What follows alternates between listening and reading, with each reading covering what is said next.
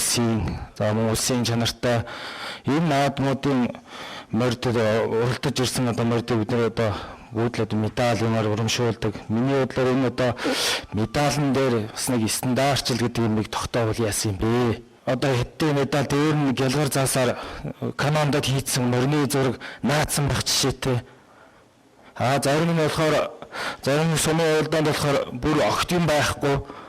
Иймэрхүү медаль өгчээтэй. Тэгэхээр энийг энэ дан шиг одоо бүсийн наадам, улсын наадам, аймгийн наадам гэдгээр медалийн хэмжээ, диаметр, тойргийн энэ тодорхой бүр хэмжээ зааж стандартчилж өгвөл юм болдгоо мөө гэсэн одоо юм саналыг бас төвшүүлж байна. Энэ айлч улс аймаг сумдын морин спорт уяажтын холбоонд хяналтын алба хэсэг гэж байх ёстой. Энэ улсууд морины уралдаан хийж байгаа дээр энэ зам газрын байдал, орон нутгийн онцлог энэ бүх зүйлийг бол харгалзан үзчихэж зөвшөөрөл өгж явах ёстой. Наадам хийх гэж байгаа, морин уралдаан хийх гэж байгаа хүмүүс зөвшөөрөл авах ёстой. Морь гэдэг маань өнөөдөр бол үндсэндээ хүний хөдөлдөг хөрөнгө болчиход байна. Юу өгөх гэж уралдаан хийж байгаа юм бэ? Яасан шанцын үдснээ бол энэ наадам дээр гэж боддог шүү дээ. Ястаа манай нутагт бол одоо ястаа хин шанцтай аавын хүүгийн хаавын шанцтай морил өнөөдөр төрөж энэ байх хэвээр. Юу гэж байгаа нэг угаалгын машин ч юм уу? Нэг тоос орогч ч юм уу? Их л том ойг зарладаг. Тэгэхээр энэ дээр бол одоо маш яаралтайгаар энэ асуудал дээр шийдвэр гаргаж энэ наадмын зөвшөөрөл өгдөг болох ёстой гэж саналтай байна. Мөн дараагийн асуудал нь бол морь барай, морь гарааны газрыг стандартчлах ёстой гэж бодож байна. Өнөөдөр 100 морь уралдаад ямар талбайгаас ирэх ёстой? Морь бүдлээнгүй, морин даюулгүй, морь унаач хүүхдэд эрсдэлгүй. Ийм наадам зохион байгуулахын тулд 100 морьтой 200 морь уралдахад хэдийн хэмжээний талбайгаас эргүүлж явах ёстой юм бэ? За та ялангуяа морины барайн дээр за морь уралдаад ирлээ. Наадмын талбай нь үзэгчд морь үзэхтэй орж ирж байгаа мөрийг. Одоо миний хажууд бол нэг өндөр хүн урж ирдэг юм, нэг бүдүүн хүн өрөөд би морь үзэж чадахгүй л дээ орж ирж байгаа мөрийг. Уул нь одоо морь уралдаад 10-20 км уралдаад орж ирж байгаа морийг би нэг ядаж нэг сүүлийн 200 м-ийг харчих гээд авал да. Тэр шорооноос тэр олон машины шорооноос гараад иртэн. Яг нэг зэрэгцүүлээ засчихна. Тэгээ урд урдаараа өнгийн нэгт. Хоёрт тэр морь барихад морь барайчийг хаанаас морион барих ёстой юм. Энийг бас яг стандартчилж одоо зааж өгөх ёстой, журмалж зааж өгөх ёстой. Яг үзэгчдийн төгсгөл дээр ирээд ерөөсөө манайхны бүх наадмын морь барайны талбай тийм байдаг. Үзэгчдийн төгсгөл дээр үжээ цагаан шугам нээдэг. Хиний морин гэсэн бөө мэд. Доор харж байгаа юм бол харж чаддгүй. Тэгээ буужигнаа бөө юм л болно. Энийн дээр нэг хоёрт цагаан шугамд орхоос нь өмнө морь барайч маань давхиж очиод ихэл ирж байгаа ч юм уу жоохон өмнөх нь ирж байгаа маань хөдлөө төрчихтэй шуугаад орчдөг. Ард нь ирж байгаа гомдолтой шүү дээ энэ дэр чинь. Тэгэхээр энэ талбайг бид үзэгчдэд айл болох морь үзэх бүрэн боломжийг хангасан. Одоо дийлэгдэх юм уу яа гэх тийм талбайтай тэр хэмжээгээ сайхан заагаад өгсөн. Тэр цагаан зураас барайны зураас маань тэр дээр доор хүмүүсийн их л авцаа ч юм уу байрлдаг. Хэний морь орж иж байгааг бид хардаг. Аль нь юу гэж цагаан зураасаас осноос хойш тэдэн метрийн наач гэдэг юм морь өрөөж зогсож байна гэдэг юм. Иймэрхүү стандартчлал нэг хийж өгвөл зүгээр юм уу гэсэн санал одоо төвшүүлж байна. За манай одоо Сэлэнгийн нутагт бол даавал нүгэ энэ бол маш их одоо сүлээд очирж байгаа нэлээд том проблем асуудал болоод байгаа.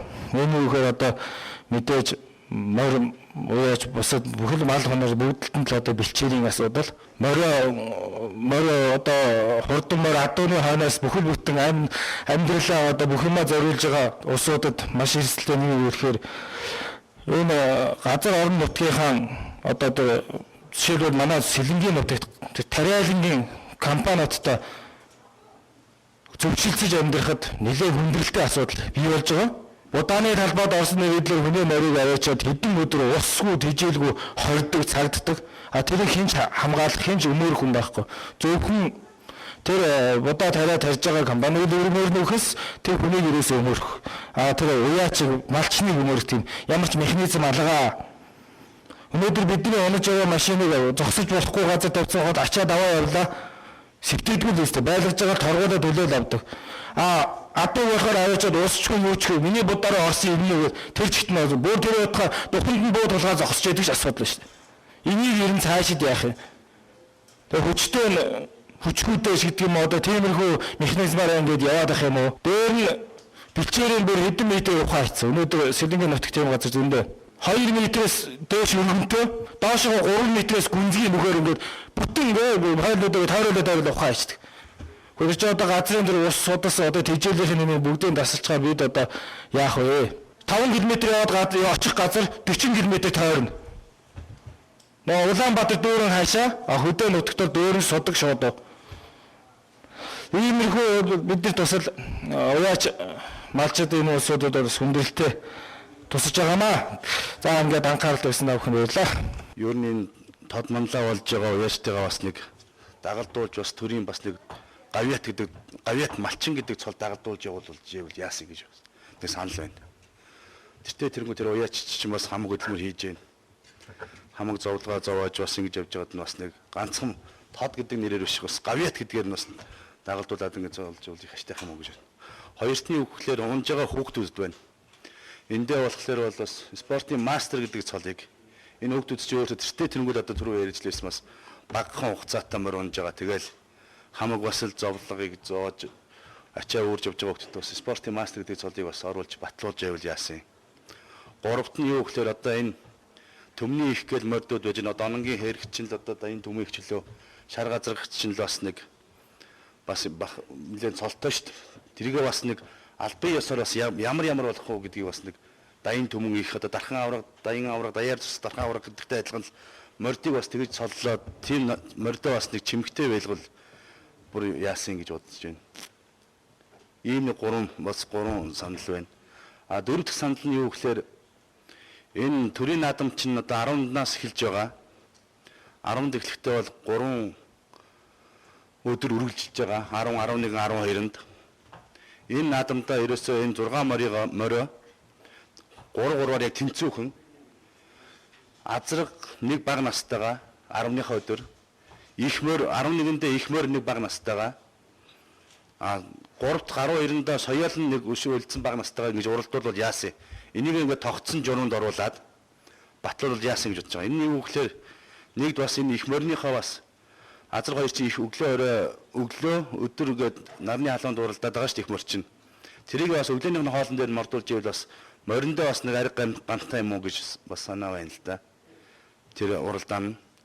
Тэгээд тэрний хажуугаар бас нэг үзэгсч гисэн бас их сонирхолтой шүү дээ. Юу гэхээр 10-нд чинь зүгээр нь 2 багнаас уралдахад нэг сонирхолтой биш.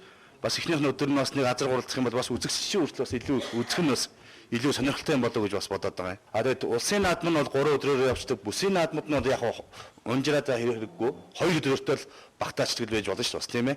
Тэрийг ингэ тусчилж яг төрийн наадам, бүсийн наадам гэдгээр ийм ангил оруулчвал яасан гэж тийм санаа байна. Ер нь энэ морьныхаа энэ бай шагналыг ер нь бас энэ холбооноос бас ингэ тогтоод гаргахчвал бас зүгээр юм уу гэж бодоод байгаа юм. Юу гэхээр доотлох нь үнийн тогтоод гэж бас тогтоход бас хэцүү. Энэ чинь бас тухайн нутаг орон нутаг чинь өөрсдөө дан шиг хийж яхад бас бизнесмэнүүд чинь бас мөнгө хайдаг тэр бол хамаагүй дээд хэмжээ нь бол хамаагүй байж болно.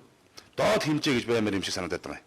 Тэр нь бүсийнхч тэр аймгийнхч тэр сумынхч гээд тэгээ бүр юунийхч гэж бүр оруулах гэж юм билээ. Юу дахлаг гэж байх чинь бас тэр чинь том наадам болдог шүү дээ. Тэгвэл тэр уяач чинь бас нэг мөнгө нь ерөөсөө ингээд тогтсон анжтай байх юм бол бас өөртөө бас ирж уралдах шиг сонирхолтой болно гэж бодоод байгаа юм. Юу гэхээр тэртээ тэрнгөө зардал гарч байгаа. Тэр зардлаа гаргаад бас тэр наадмаасаа тэр нэг 50,000 цаас нэг бензиний мөнгөийг олоод авчих юм шүү гэдэг бодолтой ирэхлээр ч бас үн чинь урамтай байна. Тийм байдлаар бас нэг тэрийг заагчлаад ороод үзвэл их зүгээр юм байна гэж боддог. Тэр хурдан мөр унаач хүүхдийн спортын цол олохос бол зүүзүүтээс бол манай хөндлөө энийг сая бид өнгөрсөн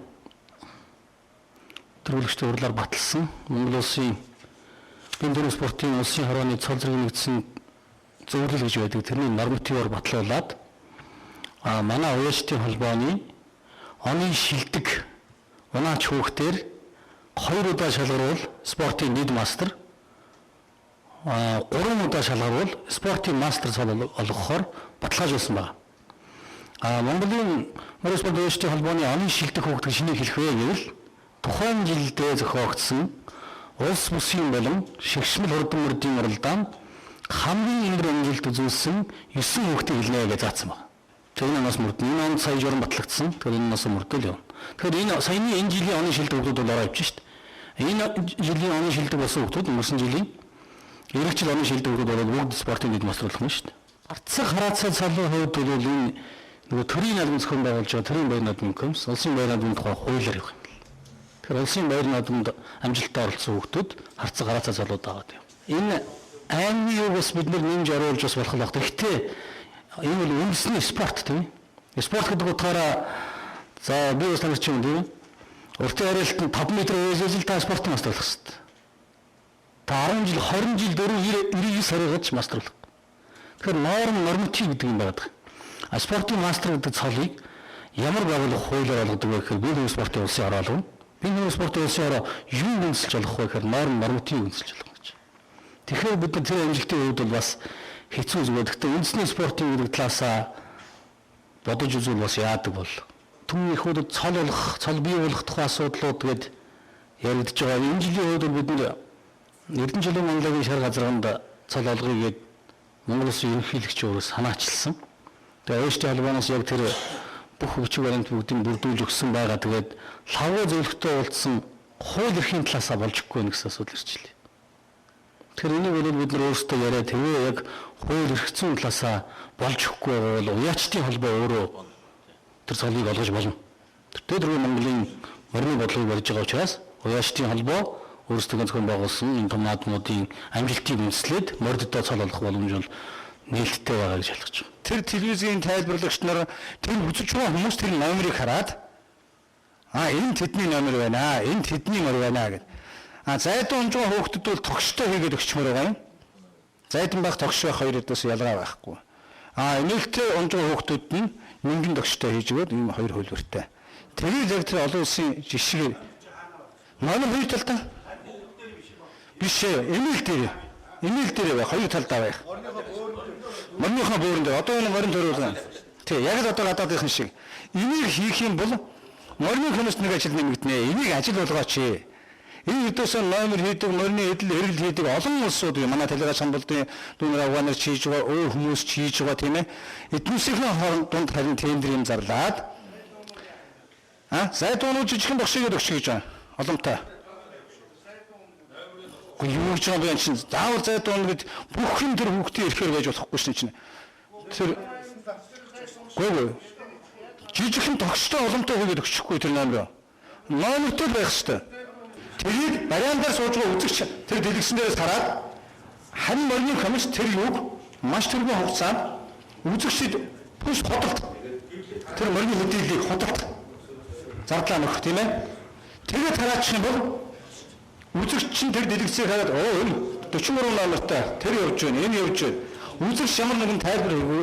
Ийм учраас бид үзэгчийг татахын тулд энэ одоо номерыг одоо шинжлэх асуудлыг уяачтын холбоо энэ зөвлөмжөнд оруулж хурдан мөрний салбар хороотой хамтарч нэг шийдэх асуудал болгож өгөөч гэдгийг хуймаар байна. Цагаан далайгийн маань хэлж байгаа энэ бол маш их зүйтэй асуудал байгаамаа. Энэ одоо бид энэ олон улсын хэмжээний уралдаан тэмцээн үзээд энэ адуутай холбогдлоо аль болох сайн талыг авч хэрэгжүүлж байгаа. Энэ цагаан далайгийн маш зүйтэй асуудал. Одоо хүүхдийн номер зүйдэгч бидний халуунд ингээл одоо зарим ингээл хийсэл нөгөө гар хөлд нь орооцолдоод заримд нь болохоор түүхтэл болоод ингээд явдгийг. Энэ чинь тэр бэлгийн нийтийн жишг маш зүйтэй. Энэ ерөөсөө эмээл нь номер хийнэ гэдэг.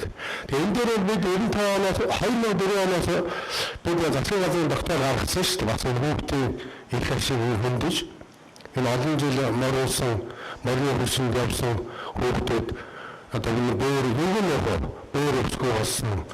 Одоо энэ дээр хөрсөн нэлээд байгаа. Тэр учраас 2005 оноос үдээс энэтэй тэмцэж эмээлтэй өнөө гэдэг асуудал гарч ирсэн. Энэ эмээлтэй өнөө гэдэг чинь